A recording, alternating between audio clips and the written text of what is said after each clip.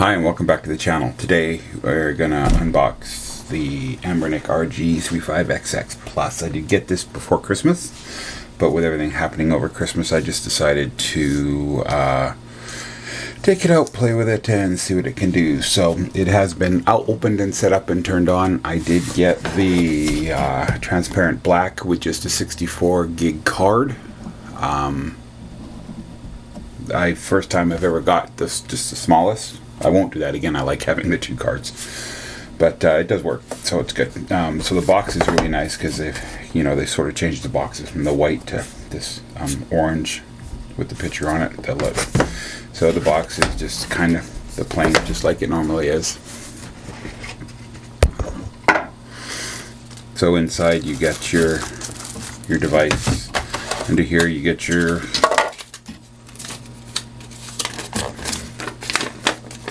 instruction manual, just like you get with all of them. You got your English on one side, and I would think that's Chinese on the other. Okay, if you're new to it, it'll be helpful. There's usually a screen protector which I've put on, and if you got a second card, it'll be in the bottom there too. And in here is your charging cable, which I don't need. I'm not going to pull out. Well, I didn't wreck the box, so I'll pull it out. It's just your charging cable. Okay.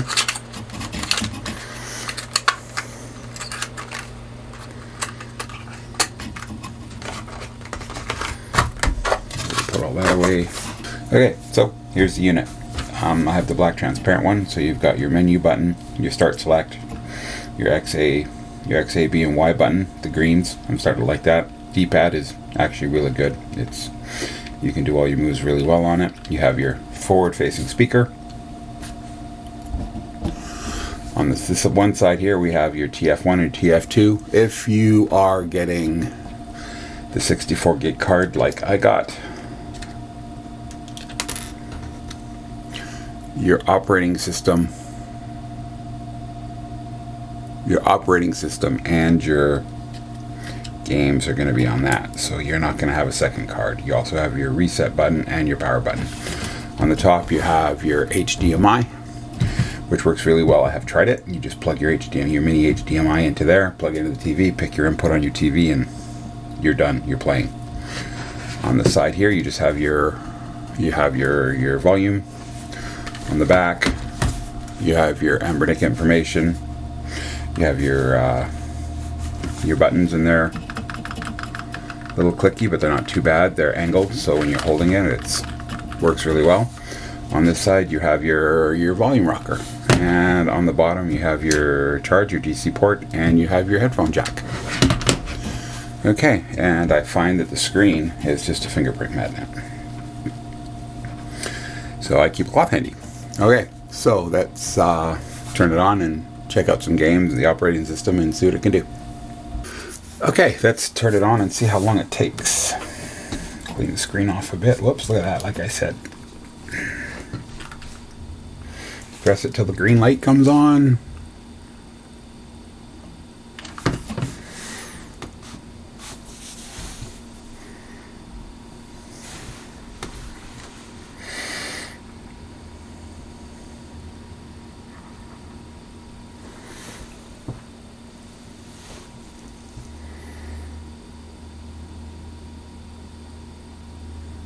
Okay, so that didn't take too long. Okay, let's have a look. So what we got here, we have game room,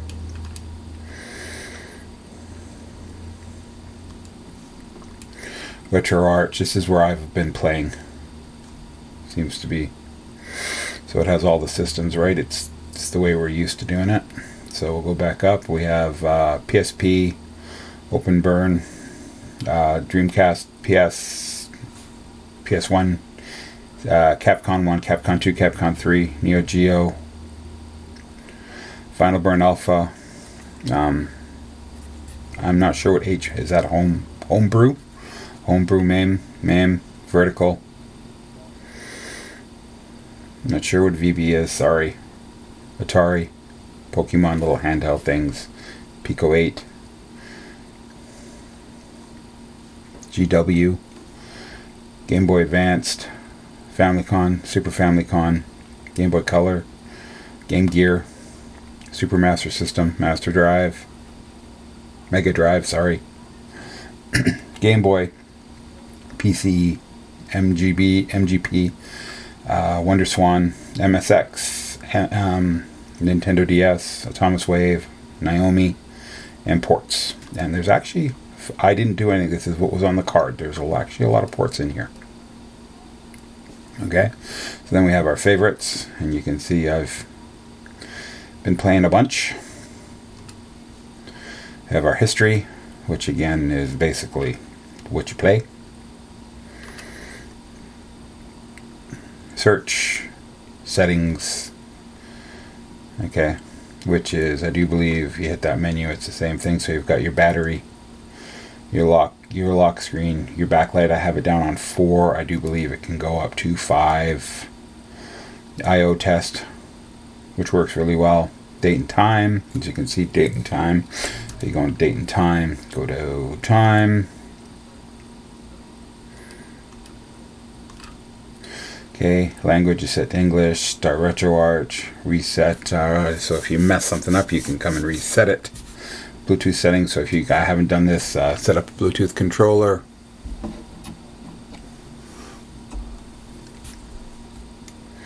Network settings, network is set up. Moonlight, so you can stream. Icons, background, buttons, button customization. Clear history, clear favorites, clear core. Then you have your firmware version, shutdown, and reboot. Okay. That is the walk around the system. Back out a bit so we can see this a bit better. There we go. So I'm in system. There we go. Okay. So let's have a look and see what sort of games play. So there's also apps here. And in the apps we have auto bezel on. Bezels are on. We have dark mode and we have quick power off. Quick power off. You hit the button, it actually shuts it off. There's no sleep. Okay. That's what that does.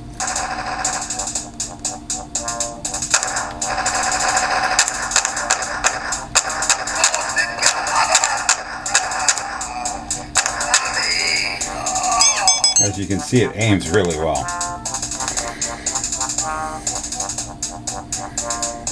And the red blood spot gives you a secret passage. See the red blood spot on the ground there?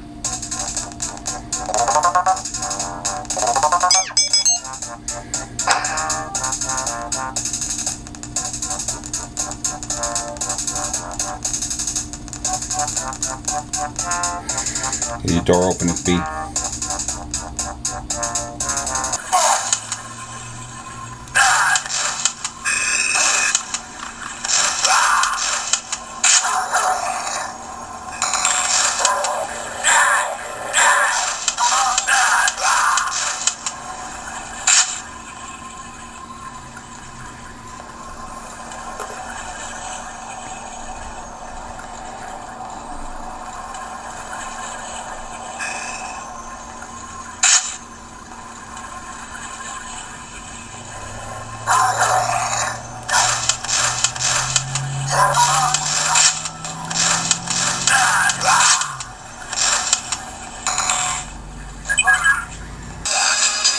Okay, so one right off the bat, the picture isn't all broken up. You can see the picture, right?